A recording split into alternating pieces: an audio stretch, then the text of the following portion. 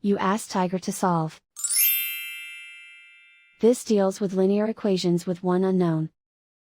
The final result is x equals 5. Let's solve it step by step. Simplify the expression. Expand the parentheses. Simplify the arithmetic. Group all constants on the right side of the equation. Add 6 to both sides. Simplify the arithmetic.